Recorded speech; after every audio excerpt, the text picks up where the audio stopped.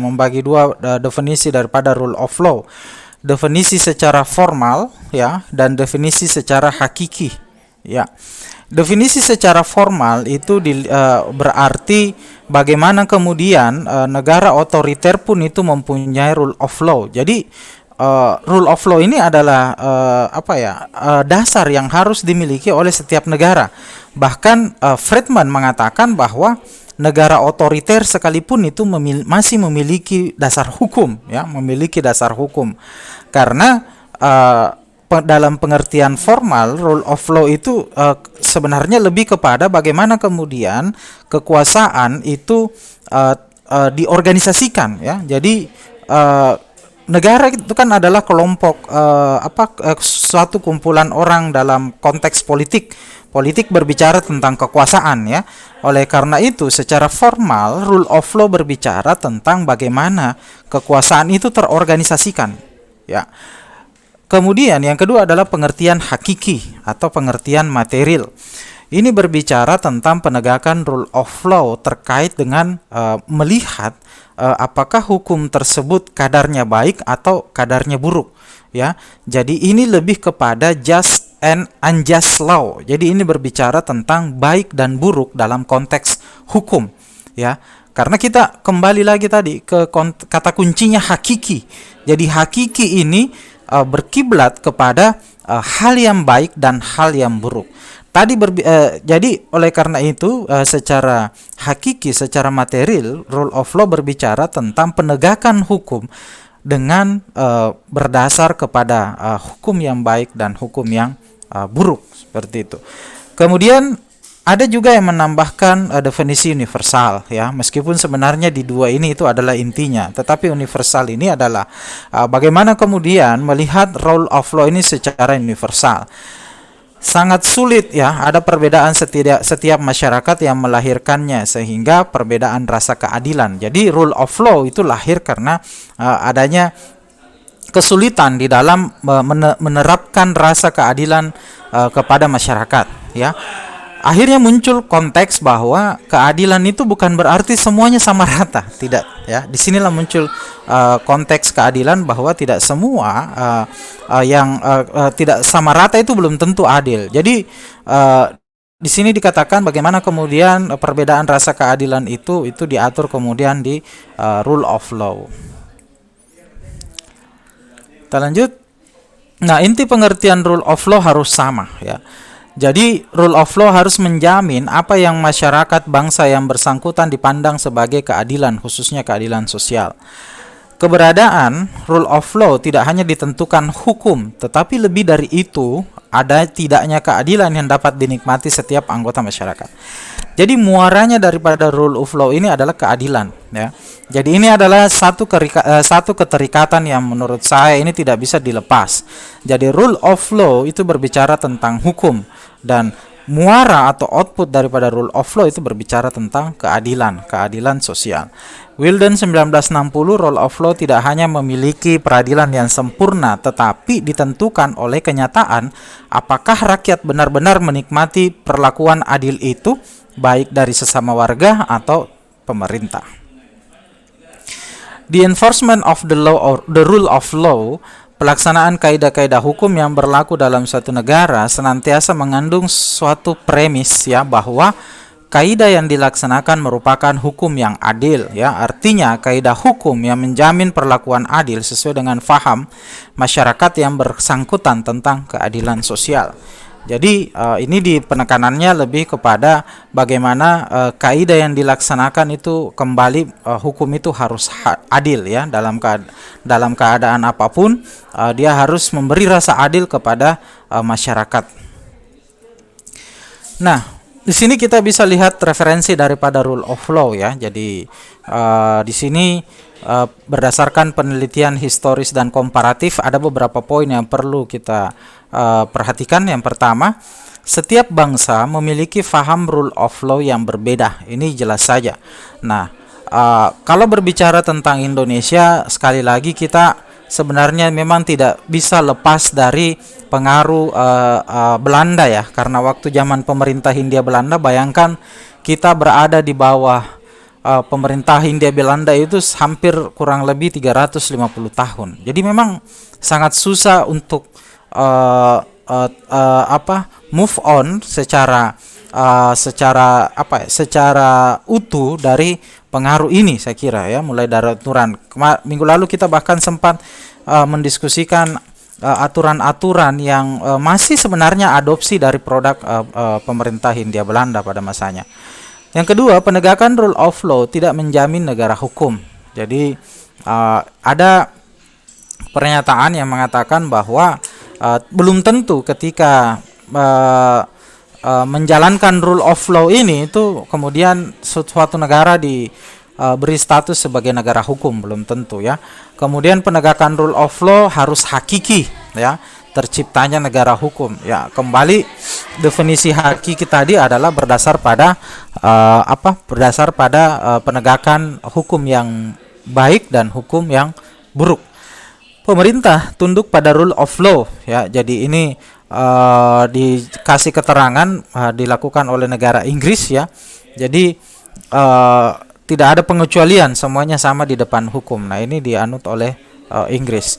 Faham rule of law itu Inggris, dari negara Inggris ini berbicara tentang hukum dan keadilan. Jadi adanya keseimbangan antara hukum dan keadilan itulah kemudian prinsip penegakan rule of law ya. Nah, di sini ada perbedaan. Kalau di Amerika Serikat itu rule of law-nya berdasarkan pada hak asasi manusia, sedangkan di Belanda berbicara tentang kehakiman ya. Jadi ini berbicara yang perbedaan antara di Belanda dengan di Amerika ya, seperti itu. Lanjut. Nah, dari perspektif penelitian analisis sosial, rule of law dipandang sebagai institusi sosial. Institusi sosial di sini berbicara tentang bagaimana kemudian rule of law itu memiliki struktur sosial sendiri, ya, memiliki akar budaya sendiri. Rule of law mempunyai akar budaya sendiri ya, antara negara kita, negara Eropa, Amerika itu memiliki rule of law tersendiri. Rule of law sebagai legalisme, suatu aliran pikiran hukum di dalamnya terkandung wawasan sosial. Nah, makanya kalau Indonesia kan ada namanya wawasan kebangsaan. Sebentar kita masuk ke Indonesia. Gagasan tentang hubungan antar manusia, masyarakat dan negara yang dengan demikian memuat nilai-nilai tertentu yang memiliki struktur sosiologisnya sendiri.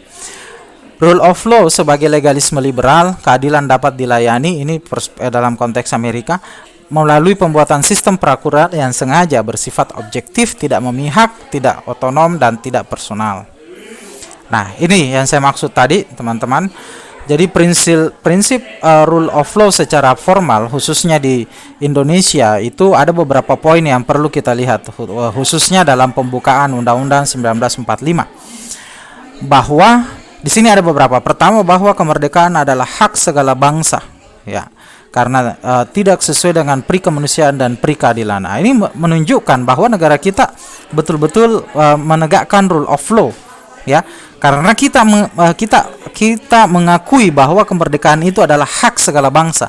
Oleh karena itu, semua bangsa yang ada di Indonesia itu memiliki hak untuk merasakan yang namanya kemerdekaan. Kemudian kemerdekaan Indonesia yang merdeka, bersatu, berdaulat, adil dan makmur. Kata-kata merdeka, bersatu, berdaulat, adil dan makmur itu menjadi prinsip rule of law ini. Kemudian untuk memajukan kesejahteraan umum dan berkeadilan sosial, maka disusunlah kemerdekaan kebangsaan Indonesia itu dalam suatu undang-undang dasar negara Indonesia. Kemanusiaan yang adil dan beradab, serta dengan mewujudkan suatu keadilan sosial bagi seluruh rakyat Indonesia. Nah, petikan pembukaan Undang-Undang Dasar 1945 ini menunjukkan bahwa penegakan rule of law itu sebenarnya sudah dilakukan oleh Indonesia secara terorganisir dengan mencantumkan kalimat-kalimat ini di dalam pembukaan Undang-Undang Dasar 1945. Nah, prinsip rule of law dalam pembukaan ini bersifat tetap dan instruktif bagi penyelenggara negara, Oleh karena itu, pembukaan Undang-Undang Dasar 1945 merupakan pokok kaidah fundamental Negara Kesatuan Republik Indonesia. Kenapa, Pak? Oh ya, sorry ya. Nah, itu tadi ya. Jadi, itu menunjukkan bahwa prinsip rule of law. Jadi, ketika ada pertanyaan nanti di mana direpresentasikan rule of law negara Indonesia secara formal. Nah, sisa Anda teman-teman menyebutkan dalam pembukaan Undang-Undang Dasar. Kalau dia minta lagi poin-poin apa? Nah, saya kira tidak terlalu berat ya untuk menyebutkan berapa ya? Ke 6 poin yang ada di sini. Oke. Nah, kemudian dalam batang tubuh Undang-Undang Dasar 1945 itu juga secara jelas menyebutkan bahwa negara Indonesia adalah rule of law ya secara formal, karena ini secara organisasi. Yang pertama ada pada pasal 1 ayat 3 yang berbicara tentang negara Indonesia adalah negara hukum ya. Kemudian di pasal 24 berbicara tentang kehakiman ya. Kehakiman ya. Kemudian pasal 27 berbicara tentang warga negara bersamaan kedudukannya dalam hukum dan pemerintahan dan wajib menjunjung hukum dan pemerintahan itu dengan tidak ada kecualinya. Ya. Kemudian di pasal 28. Nah, di pasal 28 di sini disebutkan pertama tentang bagaimana Indonesia itu sangat aware dan sangat peduli terhadap hak asasi manusia, sehingga setiap orang berhak untuk bekerja serta mendapat imbalan dan perlakuan yang adil dan layak dalam hubungan kerja ya. Nah, kelima pasal ini ya, kelima poin ini menunjukkan sekali lagi bahwa Indonesia betul-betul adalah negara yang menerapkan rule of law ya, rule of law secara formal. Nah, pasal Undang-Undang Dasar 1945 ini memuat prinsip rule of law secara formal ya, seperti yang saya sebutkan tadi. Sehingga setiap penyelenggara negara itu wajib untuk mentaatinya, bahkan menggunakan dasar hukum pengambilan kebijakan berkaitan dengan jaminan atas rasa keadilan, khususnya keadilan sosial. Nah, itu tadi dari formal ya, peserta mata kuliah. Sekarang kita bergeser ke prinsip secara hakiki.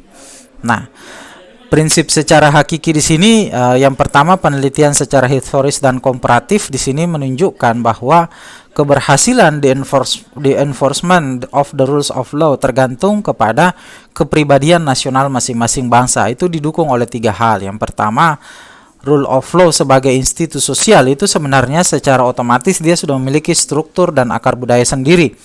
Jadi rule of law yang ada di Indonesia tentu berbeda rule of law yang ada di negara lain ya, seperti Amerika, Inggris dan seterusnya, karena kita memiliki latar belakang kebudayaan yang berbeda-beda juga ya. Struktur sosial kita berbeda, stratifikasi sosial kita berbeda ya. Nah, kemudian yang kedua, rule of law tumbuh dan berkembang seiring perkembangan masyarakat Eropa. Yang ketiga, rule of law mempunyai akar sosial dan budaya Eropa. Jadi ini memang kelihatan ya bahwa Eropa itu lebih menjadi menjadi kiblat ya. Makanya tadi saya katakan Indonesia kita masih susah move on. Kita masih banyak bergantung pada produk-produk hukum warisan daripada pemerintah Hindia Belanda. Nah, rule of law suatu legalisme, suatu aliran pemikiran hukum di dalamnya terkandung wawasan sosial, hubungan antar manusia, masyarakat dan negara. Rule of law suatu legalisme liberal ya adalah keadilan dilayani melalui pembuatan sistem peraturan dan prosedur yang sengaja bersifat objektif, tidak memihak, tidak personal dan otonom. Sehingga tampaknya pelaksanaan prinsip-prinsip rule of law di Indonesia itu banyak mengambil pengalaman dari Amerika. Nah, ini kan sebenarnya kita sudah singgung kemarin ya di pertemuan sebelumnya, di materi sebelumnya itu saya selalu menyebutkan bahwa apakah memang demokrasi kita sudah dewasa? Kita ini kan sangat Amerika ya. Kita ini sangat Amerika, demokrasinya Amerika dan seterusnya. Yang persoalan kemudian ini pertanyaan yang muncul. Apakah kita sudah siap? Apakah kita sudah betul-betul paham demokrasi itu seperti apa? Nah, ini salah satu rule of law dikatakan bahwa kebanyakan masih berkiblat kepada Amerika. Nah, pelaksanaan rule of law di Indonesia harus mempertimbangkan 3 hal ya. Yang pertama itu keberhasilan dan enforcement of the rule of law itu pada sejarah dan corak masyarakat hukum yang bersangkutan, ya, tentang pada kepribadian nasional masing-masing bangsa. Kemudian yang kedua itu melihat rule of law sebagai institusi sosial dan struktur yang memiliki struktur sosiologisnya sendiri, memiliki budaya, latar belakang budaya yang berbeda, ya, sehingga ini memiliki akan menyebabkan perbedaan-perbedaan rule of law sebenarnya di setiap negara. Dan terakhir adalah rule of law adalah legalisme, suatu aliran pemikiran hukum di dalamnya terkandung wawasan sosial, hubungan antar manusia, masyarakat dan negara, dan kemudian tumbuh menjadi legalisme liberal. Oke, terakhir kita lihat di sini, teman-teman, ya. Jadi di sini sangat jelas bagaimana implementasi rule of law di Indonesia, ya, back to law and order, kembali pada orde hukum dan ketaatan dalam konteks Indonesia. Oleh karena itu, rule of law di Indonesia itu ada beberapa hal yang harus kita pisahkan, ya. Yang pertama ada namanya rule of Pancasila, jelas-jelas ada nilai-nilai yang tertanam dalam Pancasila. Kemudian ada rule of moral, rule of justice, dan rule of Indonesia. Nah, inilah keempat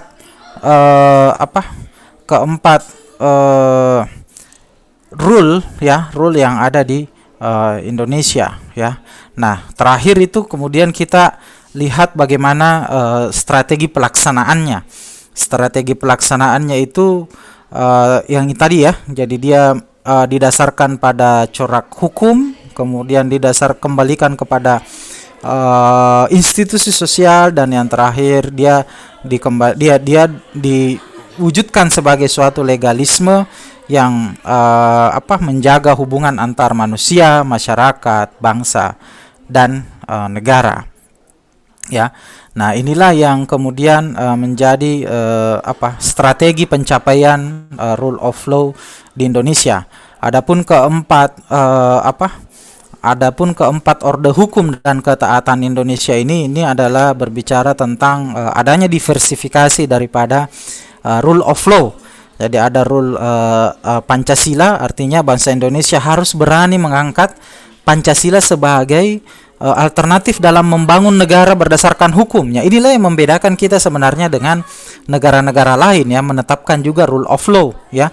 Kita punya kita punya Pancasila sebagai alternatif, ya. Kemudian kita juga tetap memiliki rule of moral dan rule of justice yang bersifat keindonesiaan, yang lebih mengedepankan hati nurani, ya. Kemudian lebih mengedepankan hati nurani daripada olah otak. Nah, inilah sebenarnya juga yang menjadi kelemahan kita. Kalau saya justru menjadi kelemahan, karena pada akhirnya ketika kita ingin memberikan sanksi kepada orang itu lebih kembali ke hati nurani lagi. Jadi bukan lagi berbicara tentang logika atau aturan. Ya, terakhir itu berbicara tentang komitmen moral. Jadi ini juga makanya sebenarnya ini, ya, itu plus negatifnya, ya, positif negatif daripada penegakan hukum ketika dia berdasar kepada hati nurani, berdasar kepada komitmen moral, maka itu memang akan sulit terrealisasi dengan maksimal. Oke, saya kira itu, ya, teman-teman, pengantar dari saya. Kita bisa melakukan sesi diskusi. Silahkan kalau ada yang mau bertanya, boleh 1-2 orang, saya persilahkan. Ayo, ada yang bertanya? Beda kalau di YouTube, ya, harus semua berkomentar. Makanya kalau ini silahkan 1-2 saja nih karena waktu. Saya cuma pakai akun standar ini yang cuma 40 menit saja, ya. Ya, silakan.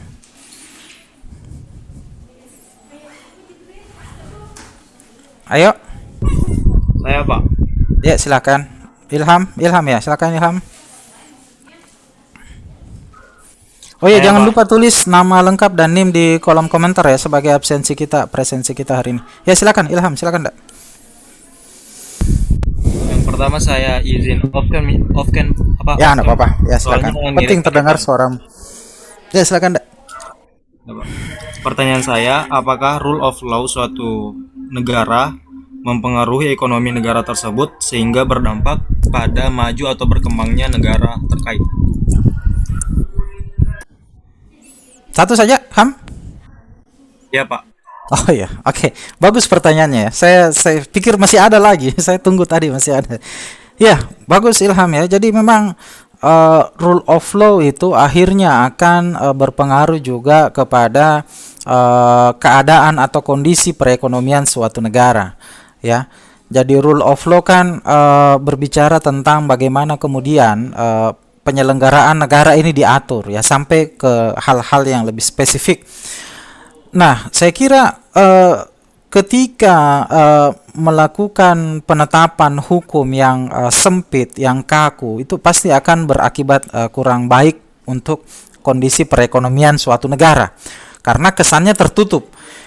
Di era digital sekarang ini, keterbukaan itu sangat mutlak diperlukan suatu negara untuk open, ya.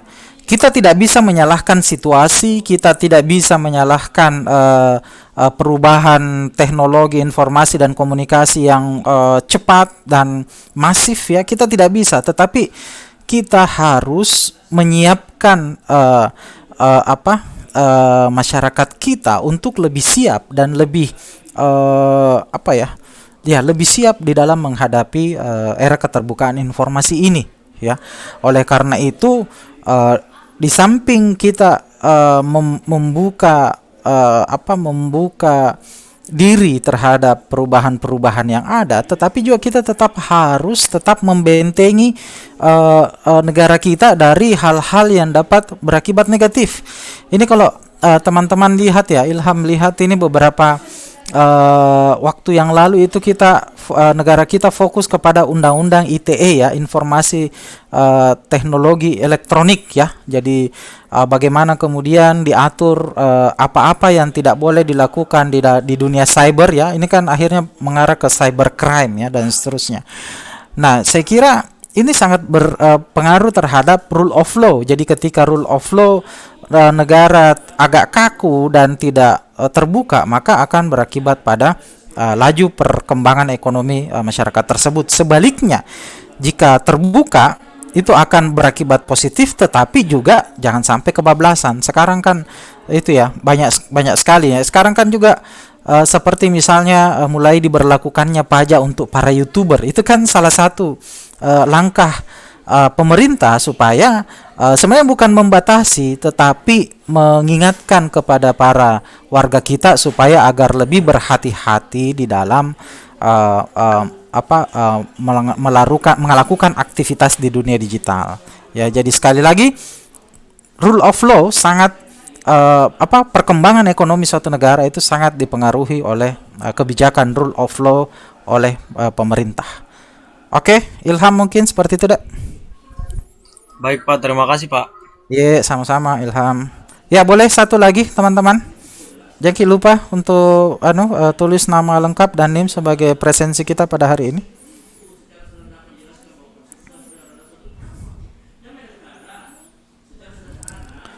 Ada satu lagi?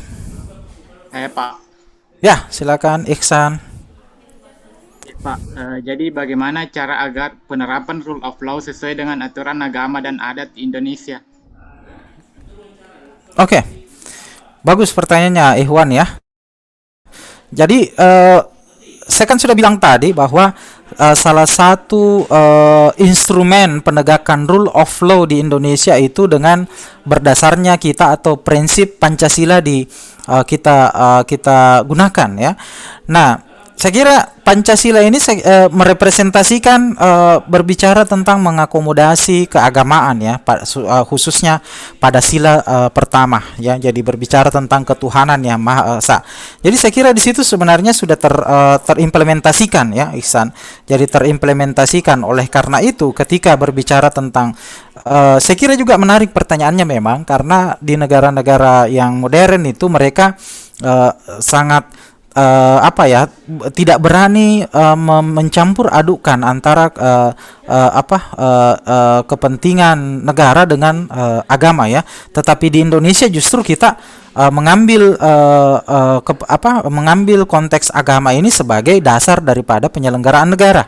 Ini di Indonesia hanya beberapa negara yang berani melakukan itu, termasuk Indonesia. Yang kedua, budaya, saya kira juga budaya tetap terjaga karena itu tadi di poin kedua bahwa eh,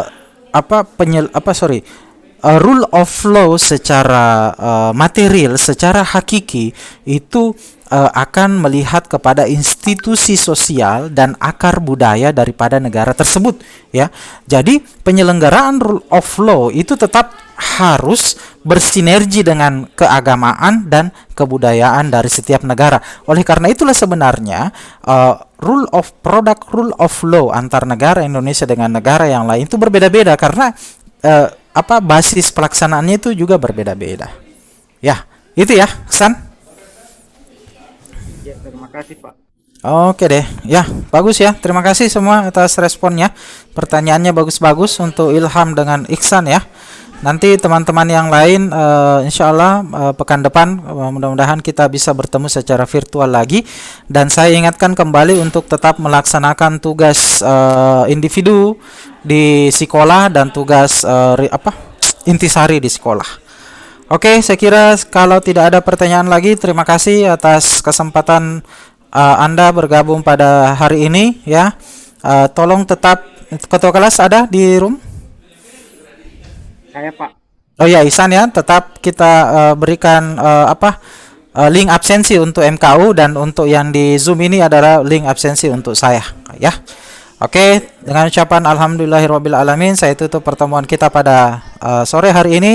Sampai jumpa pekan depan insyaallah. Wassalamualaikum warahmatullahi wabarakatuh. Waalaikumsalam warahmatullahi wabarakatuh. Thank you, Pak. Waalaikumsalam Ya. warahmatullahi wabarakatuh. Terima kasih, Pak. Oke, saya tutup ya.